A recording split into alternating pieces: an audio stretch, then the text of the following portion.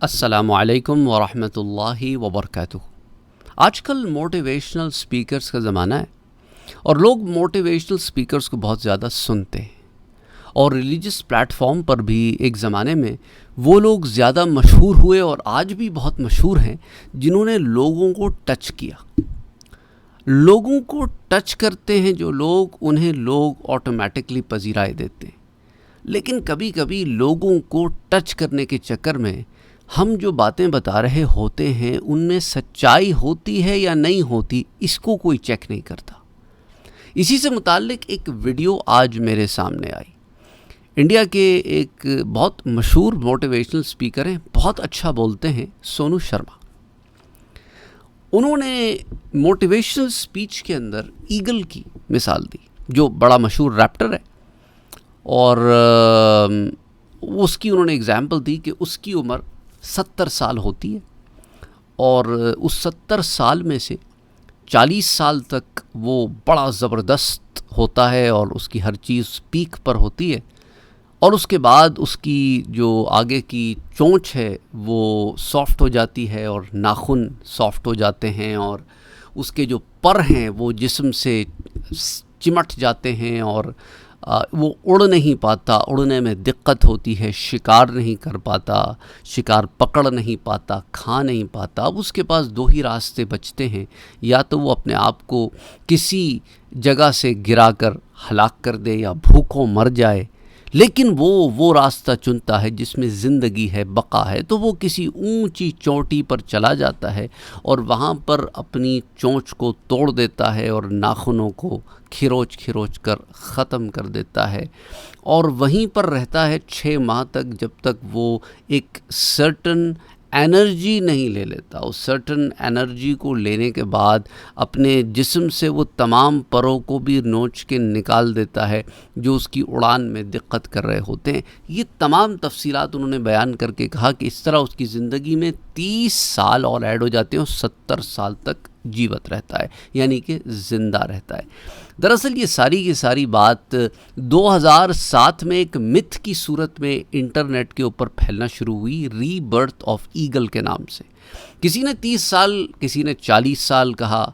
ये सारी की सारी बातें नॉन साइंटिफिक हैं।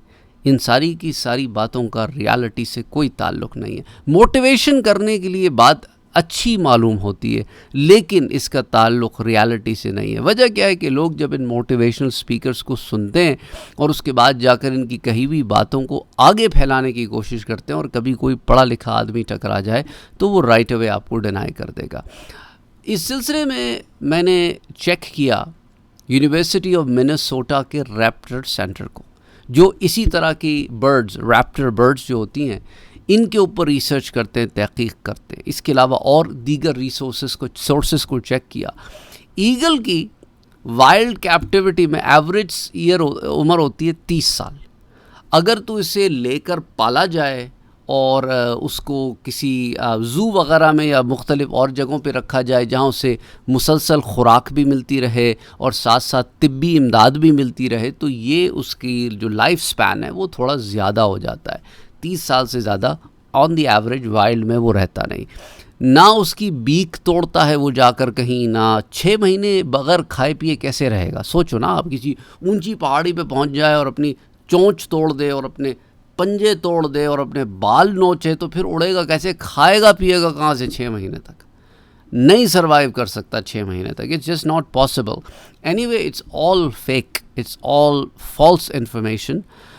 मोटिवेट करने के लिए तो ठीक है कि भाई तुम्हारे पास भी दो रास्ते हैं, या भूखे मर जाओ या अपने आप को तोड़ फोड़ के एक नई उड़ान पैदा करो। अच्छा लगता है सुनने में, लेकिन रियलिटी से इसका ताल्लुक़ नहीं है। तो कहने का मकसद ये है यहाँ पे कि बहुत सारी बातें, मुसलमानों में भी सोशल मीडिया पे बहुत सारे ऐसे लोग हैं जो ऐसी बातें कर रहे हैं जो सच्चाई से ताल्लुक़ नहीं रखती। गैर मुस्लिमों में भी ऐसे बहुत सारे मोटिवेशनल स्पीकर्स हैं। तो यहाँ पे हमारे यहाँ सिर्फ मोटिवेशनल स्पीकर्स ही नहीं है, बहुत सारे ऐसे चैनल्स भी हैं जहाँ पे वो आपको बड़ी अनहोनी सी इन्फॉर्मेशन देते हैं, कभी ज़िंदगी में नहीं सुनी होती ऐसी बातें बताते हैं, और कोई रेफरेंस वगैरह उनके पास नहीं होता और देंगे भी नहीं, क्योंकि उन बातों का सिरे से कोई रेफरेंस नहीं होता। और अगर दे भी दें तो आपको उन किताबों का नाम पता चल जाएगा जहाँ से ये आपको चीज़ें बता रहे हैं, और वो किताबें जो हैं वो कोई मुस्तनद किताबें नहीं होती, कोई काबिल एतबार किताबें नहीं होती। तो कहने का मकसद यहाँ ये है कि जब आप कोई बात सुनते हैं, चाहे बड़े स्टेज से भी सुने, तो उसकी तहकीक कर लिया करें। कि ऐसा ना हो ना कल करा को आप 4 लोगों में बैठ के एक बात करें, वो कहें कि यार क्या बात कर रहे हो, we thought you are an educated person and we didn't expect anything like that from you. तो इसीलिए जो है इन बातों को भी आप जांच पड़ताल कर लिया करें। या किसी को मसला क्या है कि जब हम इस तरह आपके सामने कोई बात रखते हैं ना, तो लोग उसको बड़ा नेगेटिवली लेते हैं कि आप फ़लाँ को नीचे पुल कर रहे हैं। It's not about pulling anybody down, it's about कि आप लोगों की इस्लाह करना मकसद है। मिसाल के तौर पे लोग विकीपीडिया पे चले जाते हैं और विकीपीडिया पे जाके इन्फॉर्मेशन पढ़ के उसको आगे कोट करना शुरू कर देते हैं। हालांकि हमारा ताल्लुक़ एजुकेशन से है, तो हमारे यहाँ एजुकेशन में विकीपीडिया को साइट करना जो है, हम पहले दिन ही मना कर देते हैं कि प्लीज़ विकीपीडिया को साइट ना करें, क्योंकि विकीपीडिया जो है it's not a reliable source. Anybody can write anything on Wikipedia without any credentials. अच्छा, विकीपीडिया को विकीपीडिया इसलिए कहते हैं कि भाई इंसाइक्लोपीडिया से निकला है ना, एक ऐसी पीडिया है, एक ऐसी कलेक्शन ऑफ इंफॉर्मेशन है। और विकी जो है WIKI, इसका मकसद ये होता है कि एक ऐसी चीज़ जिसको कई लोगों ने मिल के लिखा हो, लेकिन ये नहीं पता चलता कि इसका कौन सा हिस्सा किसने लिखा है। तो अब आपको जब यही नहीं पता कि इसका कौन सा हिस्सा किसने लिखा है, तो आपको कैसे पता कि उस शख्स की नॉलेज बेस क्या है। अब आप कहेंगे कि सर नीचे किताबों की रेफरेंसेस तो दे देते हैं ना, वो नंबर डाल के रेफरेंसेस तो दे देते हैं, आपको क्या पता कि जिस आदमी ने आपको इन्फॉर्मेशन रिले की है उसने उसे पैराफ्रेज किया है, उसने उसको कोट किया है, उसकी क्या फ़हम थी, उसने कहीं अपनी फ़हम तो वहाँ नहीं डाल दी, उसने कहीं अपनी आइडियोलॉजी तो वहाँ नहीं उड़ेल दी, उसने कहीं अपना वर्जन तो आपको सच बता के नहीं बता दिया। तो इन तमाम चीज़ों को सामने भी रखना पड़ता है। इसलिए ज़रूरी होता है कि आप उसकी किसी रिलायबल सोर्स से तहकीक करें। देखें ना, जो बड़े बड़े न्यूज़पेपर होते हैं उनके अंदर जो आर्टिकल लिखने वाले लोग होते हैं उनका बाज़ाब्ता नाम लिखा जाता है। जब आप उस नाम पे क्लिक करते हैं तो आगे उनकी प्रोफाइल खुलती है, उस प्रोफाइल में उनके बारे में इंफॉर्मेशन होती है कि बंदा कौन है, क्यों इसका आर्टिकल पढ़ के इसके ऊपर आप यकीन कर सकते हैं, क्योंकि इसका क्या बैकग्राउंड है। जब आपको बैकग्राउंड ही नहीं पता लिखने वाले का, तो आपको कैसे पता कि इन्फॉर्मेशन रिलायबल है कि नहीं है। एनीवे, बहुत सारी सोर्सेस ने ये 2007 से मैंने आपको बताया, ये ईगल वाली बात, रीबर्थ ऑफ द ईगल वाली बात इंटरनेट पे चल रही है मुख्तलिफ नंबर्स के साथ। तो इस तमाम चीज़ों को फिर मुख्तलिफ लोगों ने जब इसके ऊपर प्रॉपर रिसर्च इंस्टीट्यूशन से रब्ता किया तो उन्होंने बताया कि नहीं, आप तक जो इन्फॉर्मेशन पहुँची है, it sounds too good to be true, is actually fake. बहरहाल अपना और अपनों का बहुत ख्याल रखिए, गलत चीज़ों से अपने आप को बचाइए, गलत इन्फॉर्मेशन से अपने आप को बचाइए और आगे उसे फैलाने से भी बचिए। प्लीज़ थोड़ी तहकीक कर लिया करें, उसके बाद आगे पहुंचाया करें।